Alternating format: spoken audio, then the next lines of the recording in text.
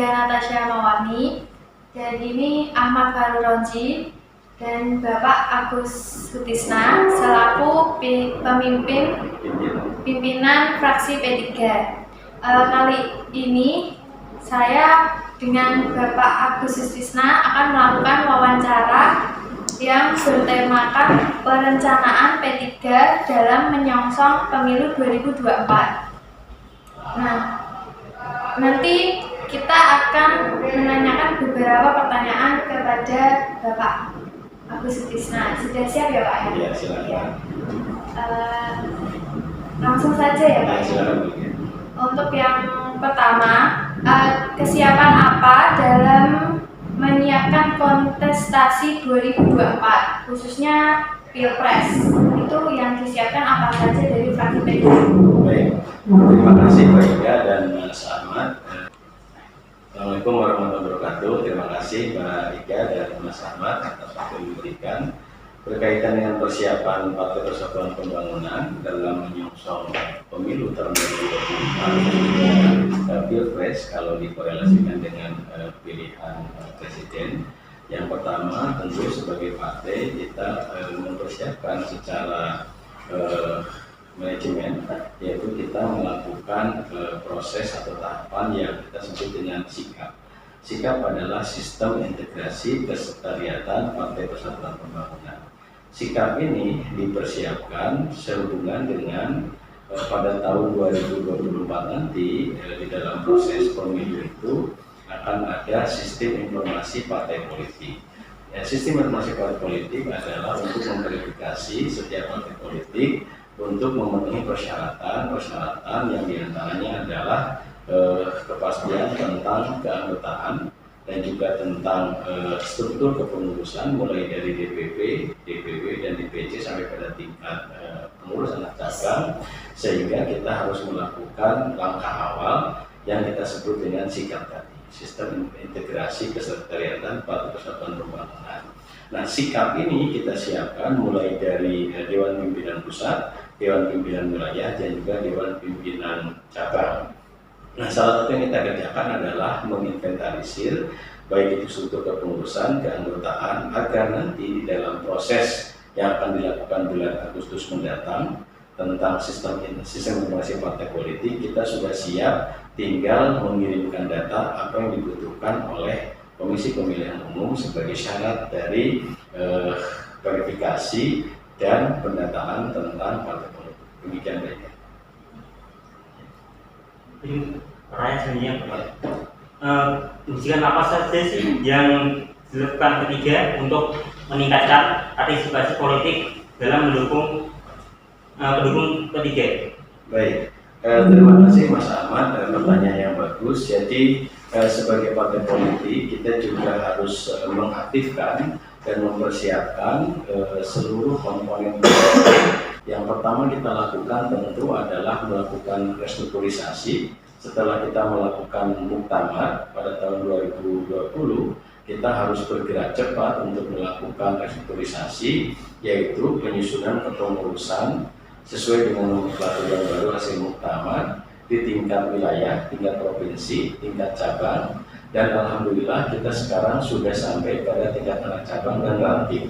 Nah, artinya ini adalah persiapan yang paling awal, di mana kita mempersiapkannya itu dari internal partai kita sendiri, karena sebelum kita mengaktifasikan tentu struktur kepengurusan akan sulit didata, sehingga dengan restrukturisasi itu diharapkan kita membenahi semua kepengurusan mulai dari tingkat pusat sampai tingkat ranting, yaitu di desa-desa dan kelurahan-kelurahan seluruh Indonesia, sehingga dari aktivasi itu kita akan menggerakkan seluruh struktur kepengurusan partai mulai dari pusat sampai daerah. Nah, dari situ tentu kita akan melibatkan saya pada konstituen-konstituen kita di seluruh tanah air ini. Itu Mas.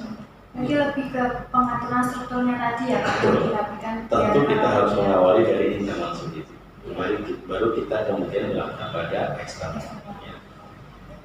Oke, untuk pertanyaan selanjutnya, apakah P3 sudah mulai melaksanakan sosialisasi terkait pemilu 2024? Baik, Tentu sebelum ada peraturan Komisi Pemilihan Umum nomor 3 tahun 2022 tentang tahapan pemilihan umum 2024, kita jauh-jauh hari sudah melakukan langkah dan persiapan, di antara yang saya sampaikan tadi tentang sistem integrasi kesekretariatan Partai Persatuan Pembangunan.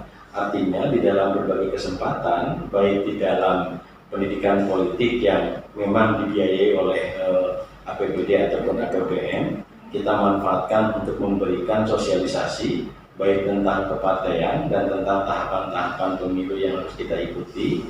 Yang kedua juga kita diberikan ruang reses, di mana kita mempunyai 1059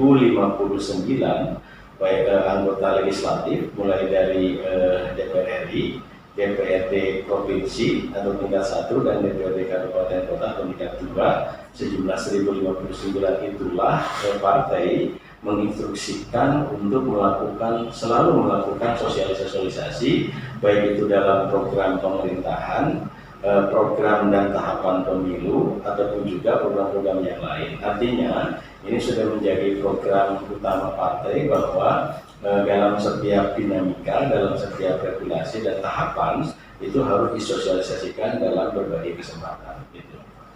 Untuk target sosialisasinya itu berarti mulai dari anak umur usia 17 ke atas yang boleh mulai mencoblos gitu ya Pak? Kita ada berbagai langkah kalau berkaitan tentang usia ya, siapa yang menjadi konstituen kita. Kita juga ada yang diperkirakan nanti di dalam tahun 2024 sudah memiliki hak pilih. Itu kita sebut dengan potensi pemilih milenial. Artinya kita juga melakukan langkah-langkah yang nanti akan saya sampaikan, bahwa selain dari struktur kepartaian kita mempunyai badan-badan otonom. Badan-badan otonom ini dikelola oleh milenial-milenial muda yang tentu salah satu programnya atau sasarannya partai tidak selalu melihat siapa yang sudah mempunyai hak pilih, tetapi diperkirakan pada tahun 2024 yang akan mempunyai hak pilih itu akan kita sasar juga, dan kita berikan pemahaman-pemahaman tentang politik, tentang informasi bagaimana tahapan pemilu, agar supaya kaum milenial yang nanti pada tahun 2024 itu mempunyai hak pilih benar-benar bisa menentukan pilihannya secara objektif. Betul sekali.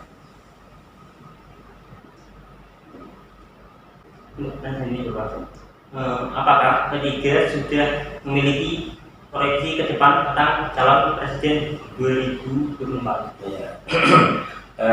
Menarik ya kalau berbicara tentang calon presiden atau pilpres, tetapi karena memang kita bukan partai besar, kita kalau di tingkat nasional itu partai kecil, walaupun di Kabupaten Jepara ini P3 sebagai partai pemenang, tetapi akumulasi di dalam parlemen di Senayan atau di DPR RI kita terhitung sebagai partai yang kecil. Artinya kita hanya memiliki 19 kursi dari 575 kursi yang ada di DPR RI. Nah, tentu kita menyadari bahwa kita sulit untuk mengajukan calon presiden sebagai partai kecil, tetapi itu tidak menghalangi langkah dan semangat kita untuk mewarnai bagaimana pemilu dan pilpres ini. Partai Persatuan Pembangunan sebagai partai yang sudah 10 kali mengikuti pemilu, kita sudah memulai langkah-langkah strategis. Langkah strategis itu diantaranya adalah dengan menjalin sebuah koalisi yang disebut dengan Koalisi Indonesia Bersatu, di mana di dalamnya ada Partai Golkar dan Partai Amanat Nasional. Nah, ini sebagai langkah strategis Partai Persatuan Pembangunan dengan koalisi yang kita bangun di awal ini, tentu harapannya akan muncul minat daripada calon-calon pemimpin nasional dengan melihat kekuatan dari Koalisi Indonesia Bersatu.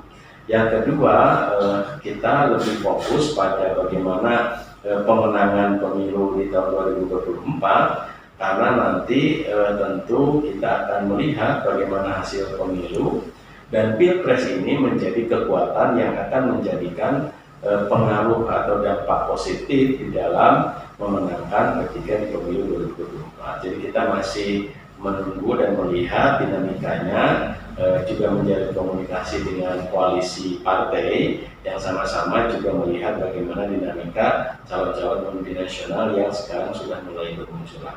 Jadi kita lebih fokusnya sudah ada minat ya? Iya, artinya kita sudah mulai membidik, tetapi kita belum mendeklarasikan kira-kira dari Partai Persatuan Pembangunan mengusung siapa, atau dari Koalisi Indonesia Bersatu yang sudah kita jalin mendukung siapa. Tentu masih melihat mana potensi yang paling maksimal. Semoga bisa tahun depan ada Pak. Amin. Ya. Oke, untuk pertanyaan selanjutnya, bagaimana kesiapan Partai Persatuan Pembangunan Jepara dalam menyongsong pemilu 2024 ini? Nah, untuk persiapannya itu apa saja Pak? Untuk pemilu 2024? Iya.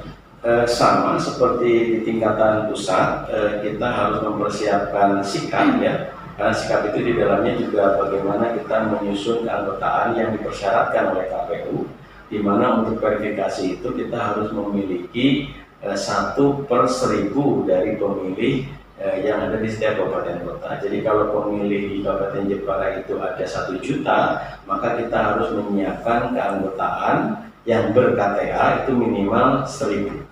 Nah, 1000 itu disiapkan di dalam sistem informasi, sistem integrasi keanggotaan, sistem integrasi kesehatan Partai Persatuan Pembangunan. Itu langkah pertama. Langkah pertama itu dipersiapkan untuk masuk pada sistem informasi partai politik atau SIPOL. Nah, setelah SIPOL kita akan masuk pada silon atau sistem pencalonan. Nah, pada saat pencalonan inilah kita juga sudah menyiapkan tentu setelah kita inventarisir keanggotaan, kita persiapkan struktur partai, kita setiap persiapkan sarana prasarana, kita juga akan membentuk lembaga pemenangan pemilu atau LP2. Nah, setelah LP2 tentu langkah berikutnya kita akan mulai menjaring calon-calon yang sudah kita lakukan juga pada tahun 2014, 2019. Kita melakukan penjaringan calon, kita buka pendaftaran bagi siapapun yang berminat untuk maju sebagai calon anggota legislatif di Kabupaten Jepara.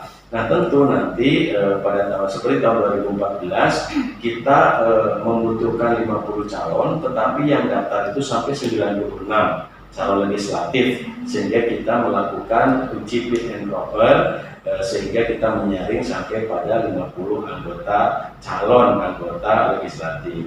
Tetapi di tahun 2019 minat itu menurun dengan satu dan lain hal, sehingga kita hanya bisa memiliki sejumlah 46 calon. Nah, tentu di tahun 2024 yang akan datang kita akan lebih optimal lagi bagaimana kesuksesan kita dengan calon yang terbatas tadi. 2019 bisa memenangkan pemilu di Kabupaten Jepara, kita akan mengoptimalkan lagi langkah-langkah bagaimana tahun 2024 pertama kita lebih mengoptimalkan lagi jumlah calon dengan kualitas-kualitasnya. Yang kedua juga kita akan seleksi mana-mana calon yang memiliki jaringan, yang memiliki pencitraan yang baik dan bisa betul-betul mendongkrak suara partai. Nah, kesempatan yang lain tentu akan kita gunakan juga di dalam berbagai kesempatan. Kita selalu melakukan tugas-tugas kita. Tadi Bapak menjelaskan mengenai Pak di pusat, DKI termasuk kelompok partai kecil, sedangkan di Jepara termasuk kelompok partai besar pemenangnya. Nah, itu ada alasannya enggak sih Pak? Ya, tentu banyak hal ya yang mempengaruhi. Pertama, tentu dipengaruhi juga oleh isu ya. Kalau dulu misalnya 2019 kita ada isu yang cukup merugikan P3 dengan pertanyaan terakhir ya Pak. Bagaimana strategi P3 untuk mendongkrak perolehan suara di 2024? Kayak pasti kan salah tadi yang berpengaruh kan seleksinya, biar kalau di Jepara kan bisa unggul, kalau di pusat itu jadi partai kecil. Nah, itu bagaimana strateginya? Ya, tentu pertama kita mengaktifasi seluruh struktur partai ya, mulai dari pimpinan cabang, pimpinan anak cabang sampai pada ranting di tingkat desa-desa. Yang kedua juga kita mengaktifasi seluruh badan otonom. P3 itu mempunyai 4 badan otonom, ada Wanita Persatuan Pembangunan atau WPP, ada Gerakan Pemuda Kaabah GPK, ada GMPI, Gerakan Muda Pembangunan Indonesia, dan juga AMK Angkatan Muda Kaabah. Nah, badan otonom ini yang dipimpin oleh kaum milenial tentu ini menjadi bagian yang cukup penting dalam hal mempersiapkan dan merangkul kaum milenial agar supaya P3 juga tidak dipilih oleh orang-orang yang tua, ya, orang-orang yang pemilih lama, tetapi juga kaum milenial. Maka kita juga mempersiapkan program-program atau terobosan-terobosan membangun komunitas-komunitas serta komunikasi dengan kaum milenial agar supaya keseluruhan segmen, baik itu segmen pemilih yang sudah dewasa, pemilih manula, pemilih perempuan yang dirangkul oleh Wanita Persatuan Pembangunan, dan pemilih milenial yang dirangkul oleh GMPI, GPK, dan AMK. Kita bersama-sama mengerjakan yang kita sebut dengan kerja elektoral. Kerja elektoral itu adalah kerja bersama-sama untuk kepentingan partai politik di dalam memenangkan pemilu, bukan kerja individual. Jadi kerja-kerja elektoral itu bersama-sama, bahu-membahu, kita merangkul seluruh segmen dengan program-program yang kita miliki, dengan kemampuan anggota fraksi yang di Jepara ada 10 anggota fraksi. Kita punya ketua DPRD, mudah-mudahan seluruh energi, seluruh komponen ini bisa dikerahkan tenaganya untuk bisa memenangkan kembali pemilu di 2024. Demikian. Oke, saya tutup. Terima kasih waktunya Bapak sudah meluangkan waktu buat kita untuk wawancara. Mungkin agenda kali ini ada kesan dan pesan dari Bapak untuk kami buat kedepannya biar bisa jadi seperti Bapak. Ya, terima kasih baiknya Mas Ahmad dan teman-teman yang lain. Pertama tentu kami sangat mengapresiasi proses pembelajaran yang dilakukan oleh Pak Iga, Mas Ahmad dan teman-teman dari STAIN Kudus. Tentu ini adalah hal yang sangat positif. Bagaimana proses pembelajaran tidak hanya melakukan kegiatan perkuliahan dengan teori-teorinya, tetapi implementasi dari pendidikan yang kita dapat di bangku kuliah bisa kita implementasikan di dalam kegiatan langsung seperti ini. Semuanya memang berproses, ada pelajaran, ada pengalaman yang harus ditempuh. Maka saya sangat mengapresiasi. Yang kedua juga jangan lupa untuk terus belajar, berlatih, tidak hanya dalam rangka memenuhi tugas, tetapi kita luangkan saja waktu untuk bisa melakukan kerja-kerja atau latihan-latihan langsung di lapangan, dan itulah yang akan lebih mendewasakan kita karena pengalaman eksplisit, pengalaman di lapangan secara empirik itu akan lebih mematangkan kita mengimplementasikan apa yang kita dapatkan di bangku kuliah. Jadi saya sangat mengapresiasi dan mudah-mudahan teman-teman yang lain juga bisa mengikuti dan terus semangat untuk meraih prestasi. Baik, terima kasih Pak. Terima kasih. Acara hari ini saya tutup. Sekian, terima kasih. Mohon maaf jika ada salah kata atau apa dan menyinggung yang menonton. Mohon maaf. Selamat menonton. Wassalamualaikum warahmatullahi wabarakatuh.